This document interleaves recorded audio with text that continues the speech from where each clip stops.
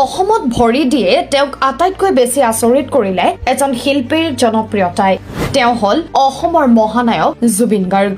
হয়, অসমৰ প্ৰতিখন সৰু বৰ দোকানত জুবিন গাৰ্গৰ ফটো, ৰাজপথত চলি থকা বাছ, ট্ৰাক বা সৰু বাহন সকলোতে কেৱল জুবিন গাৰ্গৰ পোষ্টাৰ, আনকি প্ৰতিটো চুকতে বাজি থাকে জুবিনৰ গান।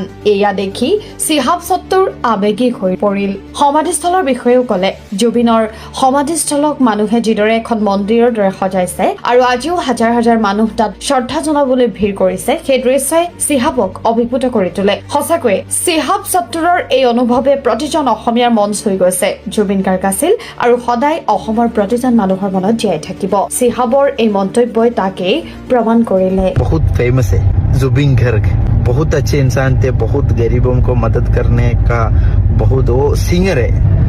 जुबिन गर्ग के बारे में बोलेगा तो माशाल्लाह इधर बहुत